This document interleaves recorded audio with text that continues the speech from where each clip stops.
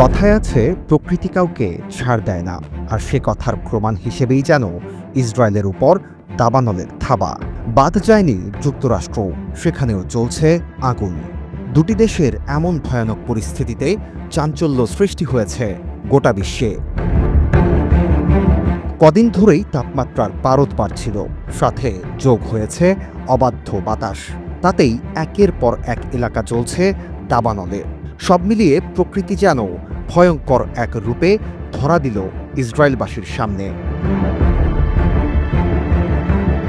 বুধবার ইসরায়েলের বেইত শেমেশ শহরের বেশ কয়েকটি জায়গায় আগুন লাগে। তীব্র বাতাসে আগুন মুহূর্তেই ছড়িয়ে পড়ে শহরের কেন্দ্রস্থল মোসাভ দারুম এলাকায়। এরই মধ্যে শহরগুলো থেকে সরিয়ে নেওয়া হয়েছে বাসিন্দাদের। বন্ধ হয়ে গেছে গুরুত্বপূর্ণ সড়ক, বন্ধ যান চলাচল। রাস্তায় গাড়ি রেখেই পালাতে বাধ্য হয়েছেন অনেকে। রেল লাইনের কাছে আগুন লাগায় বন্ধ হয়ে গেছে রেল যোগাযোগও। বান্ডেল থাকলে প্রতি সেনমানিতে টাকা বাঁচবে। বিকাশ সেনমানি বান্ডেল কিনে জিতুন প্রতি লেনদেনে।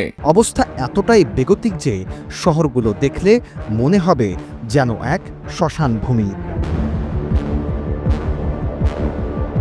ভয়াবহ এই দাবানল কাঁপিয়ে দিয়েছে ইসরায়েলি প্রধানমন্ত্রী নেতানিয়াহুকে। রীতিমতো আন্তর্জাতিক সহায়তা চাইতে বাধ্য হলেন তিনি। ইতোমধ্যে উদ্ভূত পরিস্থিতি সামাল দিতে ১১০টি অগ্নি নির্বাপক দল, ৮টি ফায়ার ফাইটার বিমান ও একটি হেলিকপ্টার দিয়ে আগুন নিয়ন্ত্রণে প্রাণপণ চেষ্টা চালাচ্ছেন ইসরায়েলি প্রধানমন্ত্রী। এদিকে দাবানলে চলছে ইসরায়েলের সব অন্যায়ের সমর্থক যুক্তরাষ্ট্র।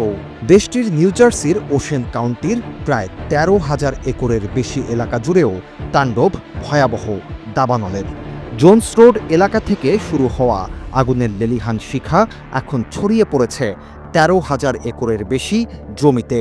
বুধবার সন্ধ্যায় পরিস্থিতি কিছুটা নিয়ন্ত্রণে এলেও পুরোপুরি নিয়ন্ত্রণে আসেনি আগুন। একযোগে দুটি দেশের দাবানল। প্রকৃতির এমন আচরণ নজর কেড়েছে বিশ্ব নেটিজেনদের।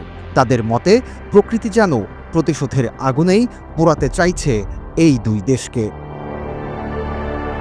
Sumit Saha, NTV online.